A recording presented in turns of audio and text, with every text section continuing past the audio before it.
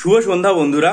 আজকে union public service commission আয়োজিত civil service examination 2024-এর সম্পূর্ণ ফলাফল প্রকাশিত হয়েছে। এই যে পরীক্ষার ফলাফল প্রকাশিত হয়েছে, যে সমস্ত পরীক্ষার্থীরা এই পরীক্ষা দিয়ে সর্বভারতীয় স্তরে চাকরির পরীক্ষায় সসম্মানে নিজেদের যোগ্যতা এবং মেধায় উত্তীর্ণ হলেন, এই চ্যানেলের তরফ থেকে তাদেরকে অনেক অনেক হার্দিক শুভেচ্ছা এবং শুভকামনা।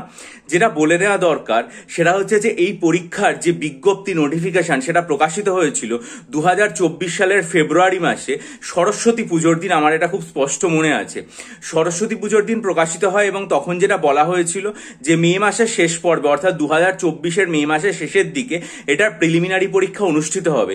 কিন্তু যেহেতু সেই সময় সারা দেশে সাধারণ লোকসভা নির্বাচন হচ্ছিল, তাই জন্য পরীক্ষাটা হয়নি।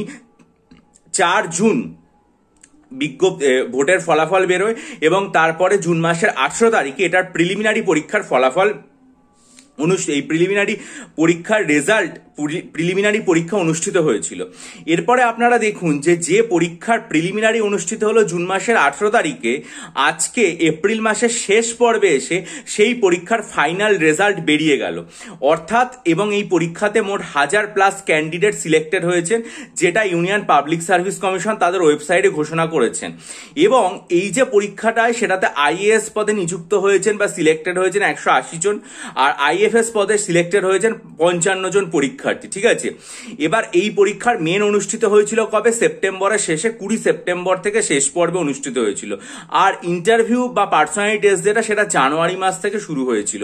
তাহলে আপনারা একটা জিনিস ভেবে দেখুন যে একটা পরীক্ষা যেটা শুরুই হলো হচ্ছে জুন মাস থেকে, সেটার ফাইনাল রেজাল্ট বেরিয়ে গেল পরবর্তী বছরের এপ্রিল মাসে। মোটামুটি কম বেশি 10 মাস সময় লাগলো একটা পরীক্ষার প্রিলিমিনারি থেকে শুরু করে একটা পরীক্ষার ফাইনাল রেজাল্ট বের করতে। এই রকম যে ক্ষিপ্রতা কোনো একটা পরীক্ষায়, সেটা আমাদের পশ্চিমবঙ্গের ক্ষেত্রে আশা করা হয়তো আর কি একটা স্বপ্নের ব্যাপার হবে। সেই জন্যই সবসময় যেটা মনে হয় সেটা হচ্ছে যে আমরা আমাদের পরীক্ষার ব্যবস্থাকে অল ইন্ডিয়া সিভিল সার্ভিসের স্তরে নিয়ে যাব। এটা যখন ভাবি তখন তো এই ভাবনাটা সবসময় আমাদের মাথার মধ্যে থাকে যে আমরা পরীক্ষার যে সিলেবাসটা রয়েছে, তার যে প্যাটার্নটা রয়েছে, সেটাকে অল ইন্ডিয়া লেভেলে নিয়ে যাব। কিন্তু তার পাশাপাশি এই চিন্তাটাও তৈরি হোক যে আমাদের পরীক্ষার প্যাটার্নের পাশাপাশি আমাদের পরীক্ষার এই যে দ্রুতগতির মাধ্যমে যে রেজাল্ট বের করা, সেটাকেও আমরা নিয়ে চলে যাব অল ইন্ডিয়া সিভিল সার্ভিসের স্তরে। কারণ আপনারা দেখুন যে পরীক্ষার বিজ্ঞপ্তি প্রকাশিত হয়েছিল 2024 সালের ফেব্রুয়ারি মাসে, যার প্রিলিমিনারি হয়েছিল 2024 সালের জুন মাসে, তার ফাইনাল রেজাল্ট বেরোলো 2024 সালের এপ্রিলে, এবং তার জয়নিং হয়তো বিজ্ঞপ্তি বের হওয়ার 1.5 বছরের মধ্যে শেষ হয়ে যাবে। যেখানে আমাদের 2022 সালের গ্রুপ এ এবং বির ইন্টারভিউ চলছে এখন, এটার রেজাল্ট বেরোতে হয়তো 2025-এর জুন হবে। তারপরে গ্রুপ সির রেজাল্ট বেরোবে, গ্রুপ সির ইন্টারভিউ শেষ হবে এবং তারপর তার রেজাল্ট বেরোবে। তারপরে গ্রুপ ডি এর ইন্টারভিউ শুরু হবে এবং তার রেজাল্ট বেরোবে। তার মধ্যে আবার 2026-এর বিধানসভা নির্বাচন চলে আসবে, যেটার জন্য হয়তো সেই ব্যবস্থায় দেরি হতে পারে। অর্থাৎ মাঝে মাঝে এই আশঙ্কাটা হয় যে যখন 2025 সালের অল ইন্ডিয়া পরীক্ষা সিভিল সার্ভিস পরীক্ষার, ইউপিএসসি আয়োজিত সিভিল সার্ভিস পরীক্ষার যখন হয়তো ফাইনাল রেজাল্ট বেরোবে, তখন আমাদের 2022 সালের ডব্লিউবিসিএস পরীক্ষার গ্রুপ ডি এর রেজাল্ট হয়তো বেরোনো শেষ হবে।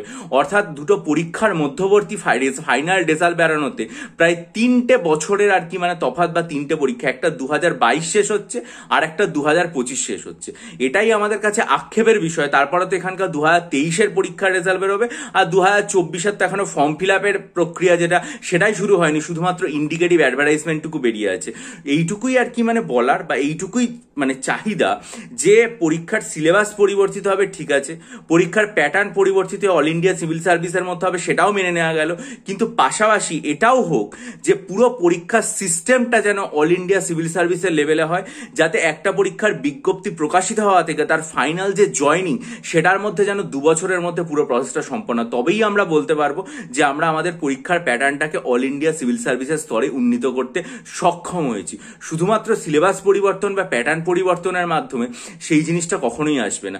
এত দ্রুত রেজাল্ট বেরোলো, আমি জানি না যে এই চ্যানেলের কোনো পরীক্ষার্থী যারা সফল হয়েছেন তারা দেখেন কিনা, যদি দেখেন তাহলে অবশ্যই জানাবেন, এবং তার জন্য অনেক অনেক শুভেচ্ছা। এবং আমি যতদূর দেখলাম যে পশ্চিমবঙ্গ থেকে একজন পরীক্ষার্থী সিলেক্টেড হয়েছেন, আমার নজরে এসছে, সেটা হচ্ছে শ্রীমতী পারমিতা মালাকার বলে একজন ম্যাডাম এটাতে সিলেক্টেড হয়েছেন। কিন্তু আরও যদি কোনো পরীক্ষার্থীরা সিলেক্টেড হন আপনারা নিশ্চয়ই কমেন্ট সেকশনে জানাবেন, কারণ এটা আমার সীমাবদ্ধতা যে আমি হয়তো সবাইকে এখনো পর্যন্ত দেখতে পাইনি। যদি পাই আস্তে আস্তে খবরে তো ব্যাপারটা আসবে, নিশ্চয়ই চ্যানেলে জানাবো। প্রত্যেককে আমার তরফ থেকে অনেক অনেক অভিনন্দন। আপনারা মনোযোগ দিয়ে লেখাপড়া করুন, আর যদি মনে করেন যে এর জন্য আসন্ন ডেসক্রিপটিভ বাংলা, ডেসক্রিপটিভ ইংরেজি, কারেন্ট অ্যাফেয়ার্স এবং অ্যারিথমেটিকের স্টাডি মেটেরিয়াল নেবেন, তাহলে 19 জানুয়ারি, 2 মার্চ এবং 9 ফেব্রুয়ারি ভিডিও মনোযোগ দিয়ে দেখে ডেসক্রিপশন বক্সে দেওয়া ইমেল আইডির মাধ্যমে যোগাযোগ করুন। বহু পরীক্ষার্থী নিয়েছেন, উপকৃত হয়েছেন, আশা করি আপনারাও উপকৃত হবেন। ভিডিওটা লাইক করে বন্ধুদের মাঝে ছড়িয়ে দিন, আপনাদের মূল্যবান মতামত দিয়ে আমি ঋদ্ধ করুন এবং চ্যানেলটা সাবস্ক্রাইব করে বেল আইকন প্রেস করুন। ভালো থাকুন, বিজয়ী হন, সফল হন।